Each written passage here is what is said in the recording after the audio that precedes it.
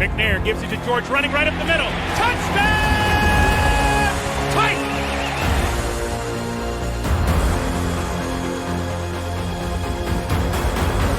There are no flags on the field! It's a miracle! Safety, now you're one-on-one with it. Shows why he's the man! In trouble. Sack!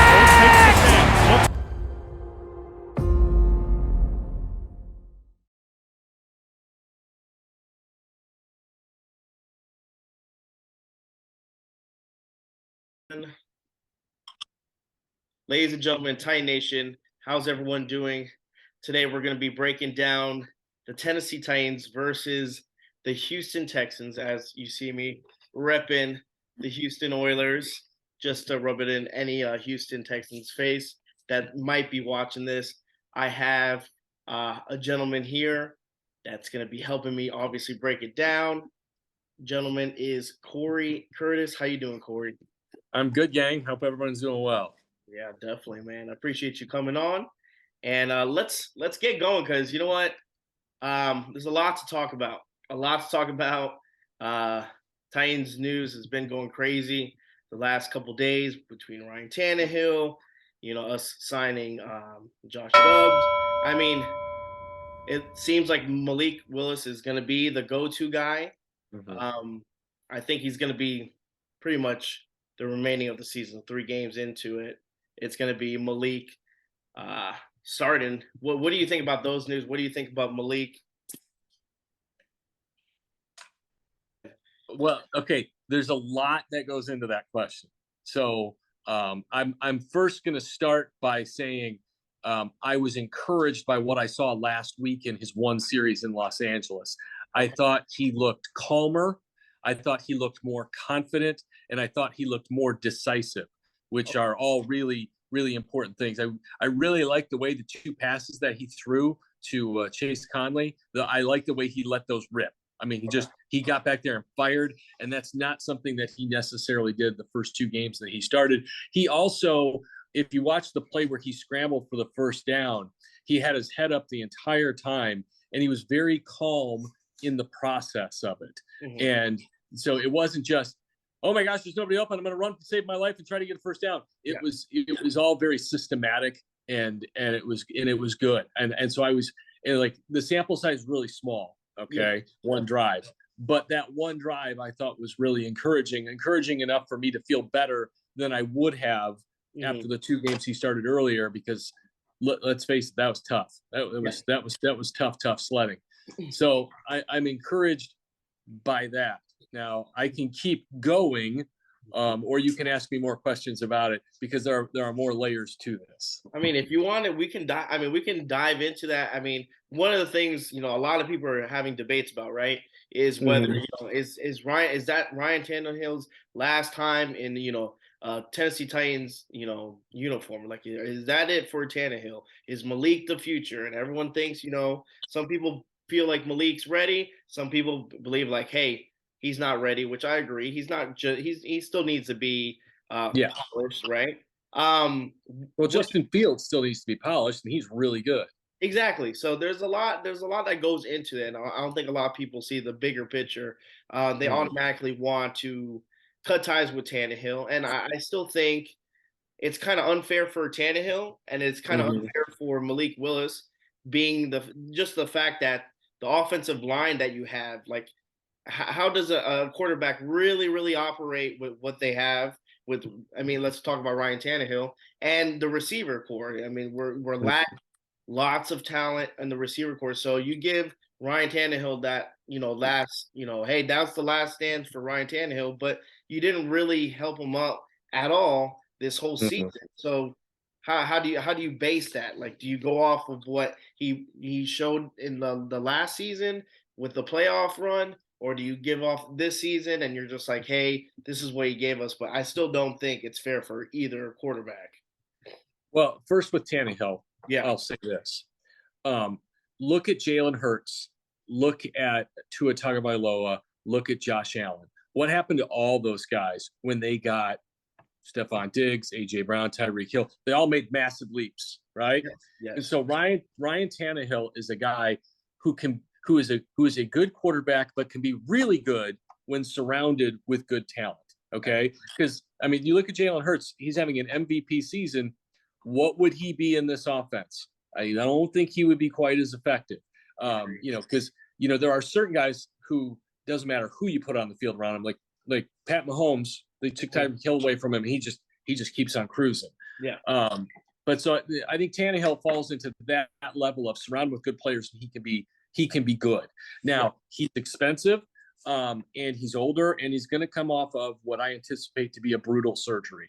Ankle surgery, reconstructive ankle surgery is no joke. Ask Delaney Walker. Because I don't know. I don't. They don't give this information away. I would be willing to bet, though, that he's got several torn ligaments in there that are going to have to be sewn back on in the offseason. I was shocked he went back into that football game.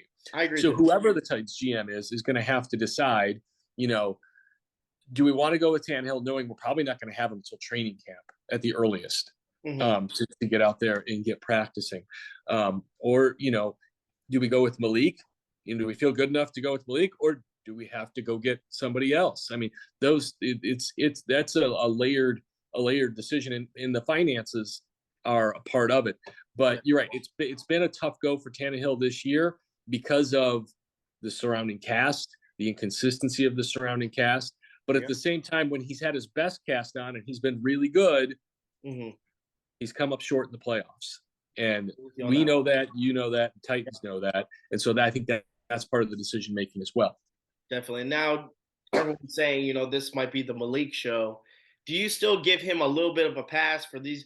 If it goes by and he plays these 3 games, right? Are you going to pick it off like his performance as, hey, he's going to be the next guy? Because remember, everyone's like, hey, we have to take a look to see if Malik is the future for the Titans. We have to let him get some reps.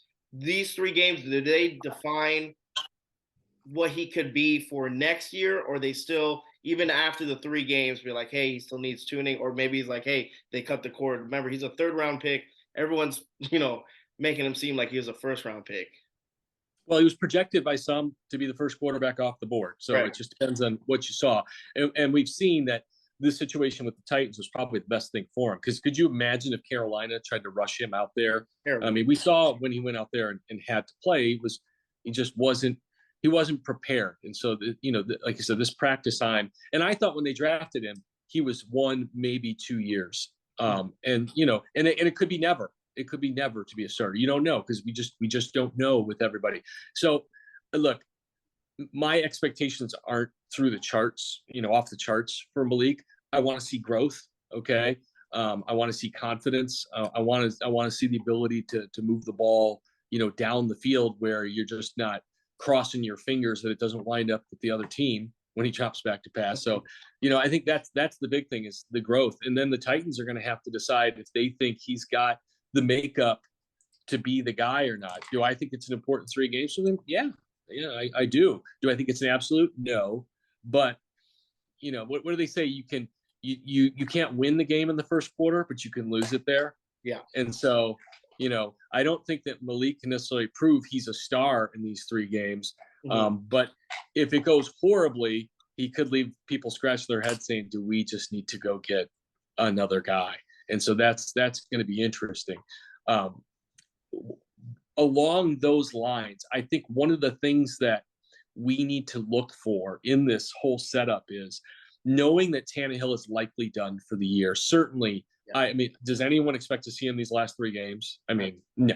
Yeah. I think it gives the Titans a chance to tailor their offense around him. Okay. They're not trying to plug him into an offense that they would run with Tannehill. They're going to look at Malik and they're going to say, okay, we've got 3 games. All right. And hopefully you get to the playoffs. So we've got 3 games to get to the playoffs and be in good a shape with Malik as our quarterback as we can. I expect them to tailor, and I think signing Josh Dobbs was a very good indication to me that this is happening, because now instead of Kevin Hogan backing him up, You've got another quarterback with similar athleticism and ability to run the same kind of plays. So that tells me they're changing the offense. That's my guess. No one told me that. That's what I read into that we're going to see a lot of read option, because he's run the heck out of that. Yep. And that's what he does well. So put him in position to do what he does well. So I think you see a lot of read option and a lot of moving him around a lot, because throwing the ball, I'm not saying he can't throw the ball, but this offensive line can't pass protect. And it's a lot easier for offensive linemen to go forward than it is to go backwards. And Malik right now is better at running it than he is at throwing it. So I think their best chance is to try to run for 250 yards in the football game. Definitely. It's almost like the situation. I mean, obviously, the offseason for the Tennessee Titans is going to be super important. To see where the direction of this team is going, we need to get weapons. But at the same time, you can see them almost like a Lamar Jackson type, where the Ravens kind of made him play with his game, right? They got the offensive line, and they did what he can do best, not what they wanted to do with him. And it worked out wonders. Obviously not as right now lately, but I think you're going somewhere with that. I think you're good, man. I think you got some. Well, we'll see what happens. We'll see what happens. I expect him to be on the run a lot more than when we saw him the first two games, because the first two games, I think we all expected to see him get out there and go, and he really didn't. I feel like they really pulled the reins in.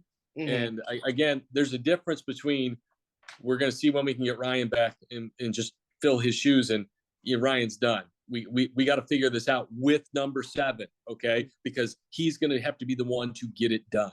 Absolutely. That's perfect. You hit the nail on the head on that one.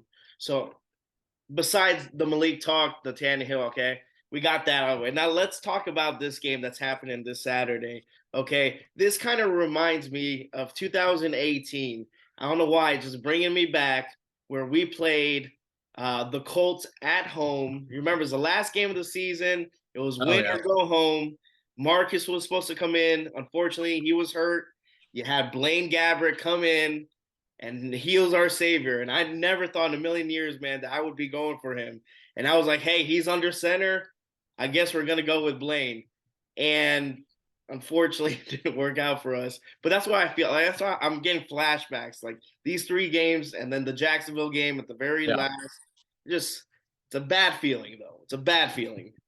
Well, it's different. Okay, number one, let me get out there. Marcus had a broken neck. So for anybody who thinks Marcus let the team down, you're crazy. All right. Absolutely. He would have played. Yes. Yeah. Believe me, Marcus Mariota would have played given the opportunity to play. He had everyone telling him, do not play. Your neck is broken. The situation is different, though. I don't remember what the rest of the injury situation was with that football team. This situation is horrific. You've got all 5 of the offensive linemen. Okay, all 5 of your offensive linemen are on the injury report. Your number 1 sub is done for the season, and really your left tackle is done for the season. So you really reach into number 8 to pull holes with. Wow. Okay, I've liked Cory Levin in the past. I don't fear putting Cory Levin on the football field, so that's one that I feel okay about. But if Nate Davis can't go, I'm gonna guess that means Jordan Ruse goes at right guard. And look, I know they liked him. I know he's physical, he's feisty, and so there's some things they liked about him. But who knows? We don't know what he can do. And so again, the best thing offensive linemen can usually do is go forward. And so I think that's what they'll ask those guys to do. But it is unless you're Dennis Daly. Unless you're Dennis. Dennis Daly goes forward better than he goes backwards. Really, when you look at Dennis Daly's issues, most of the time is he gets beat on the edge, right? So his feet aren't good enough, but he's huge, okay? He's like 6'5", 330. He can go forward. He can hit people going forward. And so you're in a better scenario there, I think. It also reminds me of that game with Houston when they had Blaine Gabbert starting at quarterback and Kevin Byard threw the touchdown pass, I think, to Dane Cruikshank. Yep. And you just had to find a way to manufacture some points. This was the same way. If they can somehow put 20 points on the board, if Autry can come back, I think they got a chance. Definitely, especially that defense. The defense could take Yeah. them places. Like you said, just depending on the offense and if they can produce at least some points. And like you said, there might be some trickery. I mean, we've seen it in Mike Rabel's playbook. That's happened multiple times. Like that say that Kevin Byard pass to Cruikshank, which was a nice play. But what do you see from this Houston Texans team? I mean, they're coming in, they're playing physical, they're Playing playing better. competitive. Yeah. They're for a 1-11 team. I mean, they're not bad, right? 1-12-1. 1-12-1. Yes. Well, okay. Look, 1-12-1, but you just should have beaten the Cowboys. I mean, they flat out blew that football game, but that's what bad teams do. They figure out ways to lose. Exactly. And then they had the Chiefs in overtime. So that's a pretty impressive couple of weeks, and tells me, look, the Titans, they don't figure it out. They're definitely going to lose this football game. I mean, and that, that's the NFL. I mean, the NFL, anybody can beat anybody anytime. It just is the way it is. And so they've got real players. And for a big issue for them is stop beating themselves. And I mean, really, that's the issue for most teams. If you simply don't beat yourself, you can be a 500 football team. I think the New York Giants this year are a perfect example of that. It's one of the things Mike Mularkey got the Titans to stop doing when he took over, was stop beating yourselves. And so, the Texans have stopped beating themselves quite so much, and they've been in position to win some of these games. Now, you don't have Dameon Pierce anymore, but they've gotten the tight ends involved a little bit more. They've got some young receivers who are making some plays. And apparently Davis Mills is playing a little bit better. But I mean, I still don't think if you can get enough guys out there, and I don't know how many the Titans are going to get out there, you feel like you can handle that. I mean, I don't know how this defensive secondary is going to come together. It's wild. It's a head scratcher, and it's been for a couple of years now. We've been plagued with the injury bug for God knows how long. And yes, we've asked question after question after question about it. Okay, there's no good answers. Yeah, it's Mike Rabel. They're gonna play it close to the chest. They're not gonna give away everything. And like I said, I've had Delaney Walker on the show. So when you talked about him actually talking about Marcus Mariota and stuff like that, he's explained that situation, because he was like, man, everyone thought that Marcus didn't want to play. He wanted to play, but no, don't. So Marcus is a competitive SOB. He really is. I mean, and he wants nothing more than to play and to win. So I don't question him at all. So for this game, I mean, they listed a bunch of people obviously out: Christian Fulton, Ryan Tannehill, Ben Jones. I mean, the list goes on and on players out. What is your best strategy on beating the Texans? I mean, is it running the ball, like you said, 250 times, and just keep trying to switch it up, kind of change it up, wildcat, this, that, Henry option, play options, and go from there? I'm old school, so I like to run the ball and play defense. I'm from Chicago. It's just the way I'm built. All right. I'm used to bad quarterback play. I grew up with tons of it. All right. Jim McMahon was our savior, and he got killed. If I'm Mike Vrabel and Todd Downing, I line it up and I roll up my sleeves and I say, guys, we are going to dig these guys into a phone booth and we are going to slug it out. All right. Because we are tougher than they are. And because we've got 22 back there, and we're going to throw 22 and we're going to throw 7 at them all day long. Okay. They're going to stop us sometimes, but we're also going to break some tackles. And then once in a while, you're going to go play action and try to hit them for some big ones. That's what I expect them to do. But the number one thing they cannot do is turn the football over. They need to make this a turnover-free game. They need to be spectacular on special teams. All right. That's how they win this game. No turnovers, run the football, spectacular on special teams. We don't have a TN Nation this week because of the Saturday game. If we did, those would be my 3 keys to victory. Nice. Look at that. There we go. The Mr. Curtis himself with at home. But by the way, I appreciate you coming and talking football, man. I know you're trying to lounge and stuff, and I don't want to take up too much of your time. Oh, you're fine. But I do appreciate your insight and what you do, man. Thank you so much. And hopefully later on down the line, we'll have you back onto the show for maybe some playoff talk. Hopefully, right? Still got a chance. But by the way, let me ask you this: Yeah, what's Are up? you stunned? I think everyone on NFL Network picked the Titans to win. Do you know what the line is at now? Are they No. still favored? Yeah, we're still favored by I think like 3 point something. Yeah, It's stunning to me. It's it's stunning. wild. It's like, do they not know what the Titans are about to put on the field?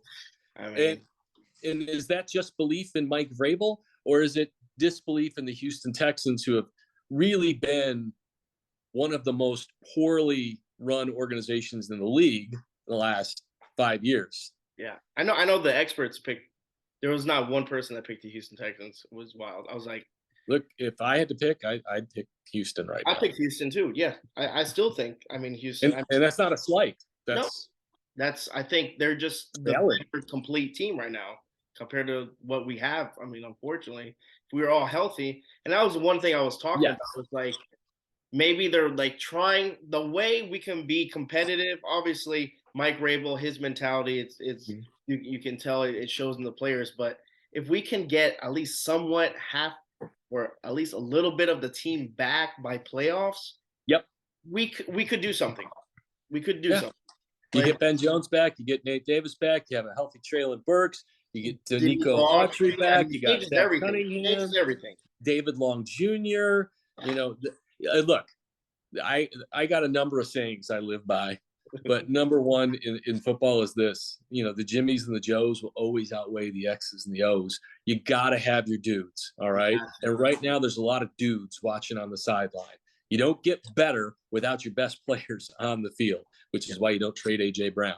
But you got to get your dudes back. And, look, they didn't put David Long Jr. on IR, which tells me they think they can get him back Not open, for the yeah. playoff. Yep. Ryan Tannehill's not on IR yet. I'm still kind of baffled by that one. But I mean, it's funny because you hear Vrabel say, "Well, we'll still see if Ryan can get out there Saturday." I'm like, Come we on. all saw the video. Yeah, come on. There's a freeze frame on that. Come on.